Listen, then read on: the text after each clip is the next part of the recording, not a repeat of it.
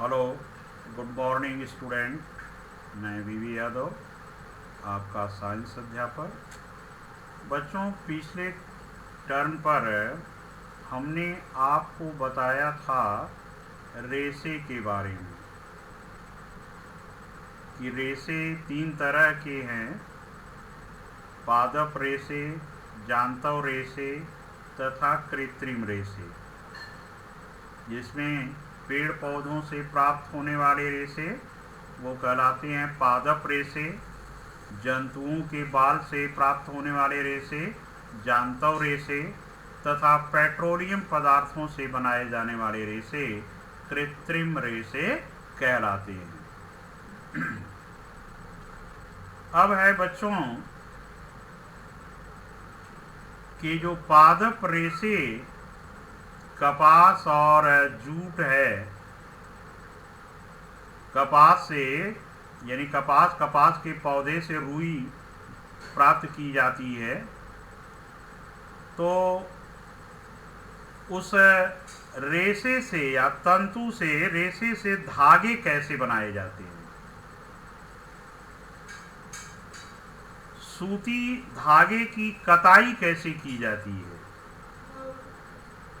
कोई भी कपड़ा बनाने से पहले कपास या जूट के तंतुओं को धागों में परिवर्तित किया जाता है।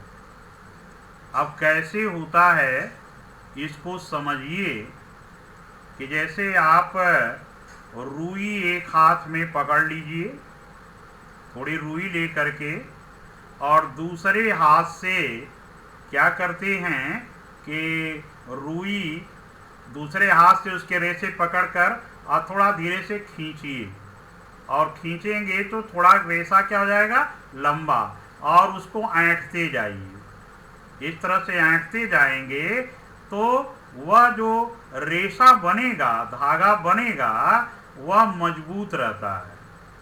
अगर बिना ऐंठन का धागा है तो वह मजबूत नहीं रहता है। तो इस तरह से आप क्या करते हैं कि रुई को आप एक हाथ में चुटकी में पकड़ लेते हैं और दूसरे हाथ से पकड़ करके उसको खींचते हैं और ऐंठते जाते हैं, खींचते हैं और ऐंठते जाते हैं, और इस प्रकार से वह एक लंबा धागा बन जाता है जो कि बीच से तोड़ने पर टूटता नहीं है, क्योंकि ऐंठन दे देने से धागा काफ़ी मजबूत हो जाता है। तो रेशों से धागा बनाने में रुई की एक पुंज से रेशों को खींचकर ऐंठते हैं।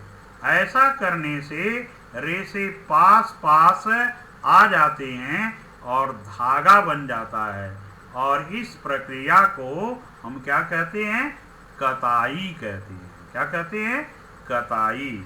यानी तंतुओं से, रेशों से धागा बनाने की प्रक्रिया को कताई कहते हैं।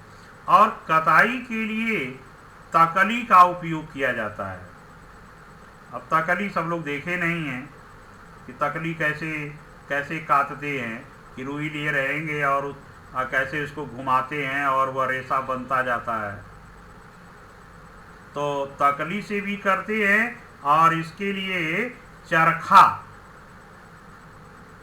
जो होता है, उस चरखा के द्वारा, चरखा को चला करके रुई से धागा बनाते जाते हैं और धागा उस पर लिपटता जाता है, और बहुत लंबा धागा जो है इस प्रकार से मजबूत धागा तैयार हो जाता है।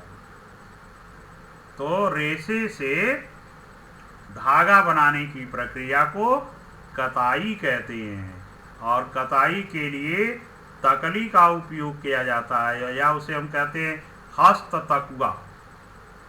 और दूसरा होता है कौन सी, चरखा चला करके जो है ये धागे बनाए जाते हैं। बच्चों, महात्मा गांधी को आप जानती हैं कि जहाँ भी वो रहेंगे उनके सामने चरखा जरूर रखा रहता दिखाई पड़ता है, क्योंकि उन्होंने क्या किया था कि स्वतंत्रता आंदोलन के समय महात्मा गांधी ने कहा, भाई विदेशी कपड़ों को या विदेशी मिलों से बने हुए कपड़ों को जला दो, उसका बहिष्कार उन्होंने किया कि हम वो नहीं पहनेंगे, हम अपने देश में ये रेसे रुई से चरखा द्वारा काते हुए धागे से कपड़े बनाएंगे और उससे पहनेंगे।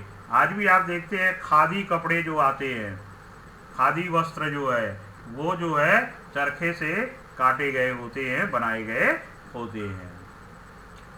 अब है धागा जब बन गया बच्चों, तो अब धागे से कैसे कपड़ा बनाया जाएगा।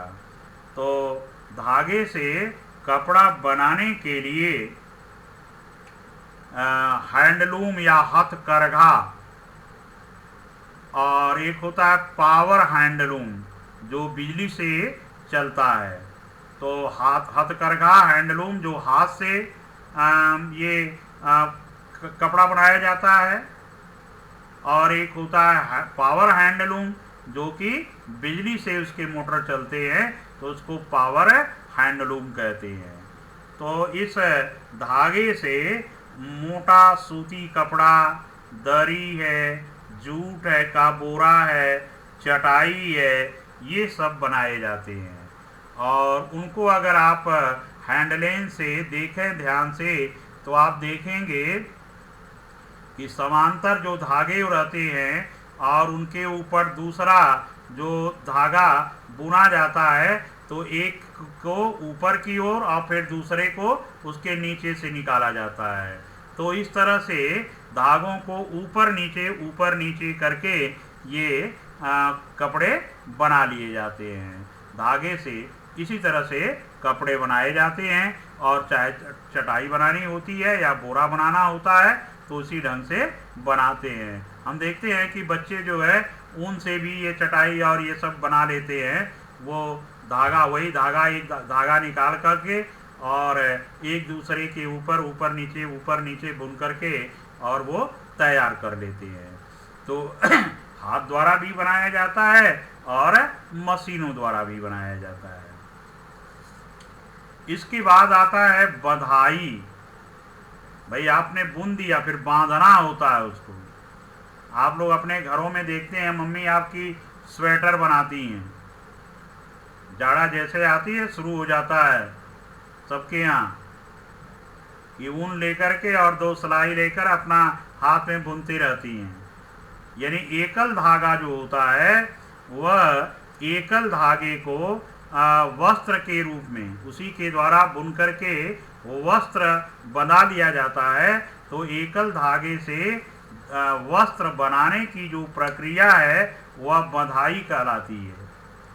बांध देते हैं, एकल धागा उसी को एक दूसरे से बांधते जाते हैं और बांधते जाते हैं और डिजाइन तैयार होती जाती है कि किसी का हाफ स्वेटर बन गया, किसी का फुल स्वेटर बन गया, या किसी के लिए कैप बना दिया गया, या जो है दस्ताना हाथ का बना लेते हैं या मोजा बना लेते हैं। तो वह एकल धागे के द्वारा जो है सिलाई से उसको एक दूसरे से बांधते जाते हैं और वह कपड़ा क्या हो जाता है, तैयार हो जाता है।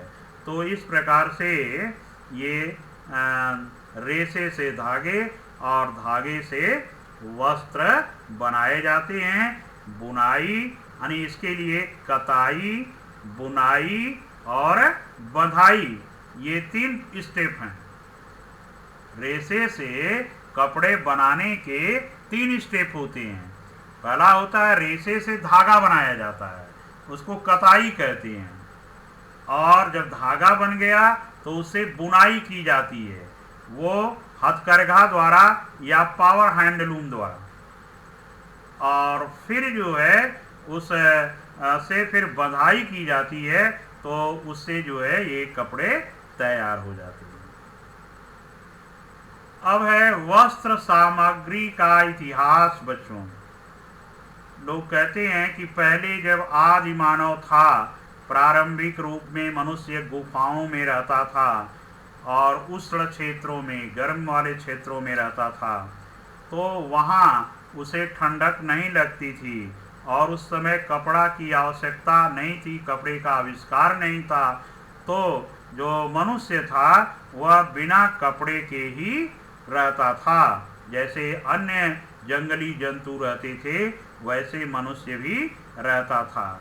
लेकिन बाद में धीरे धीरे खोज हुई, सभ्यता का विकास होता गया, पेड़ पौधों को उगाने लगा, फसलों को तैयार करने लगा, और इस तरह से कालांतर में कृषि का युग आ गया।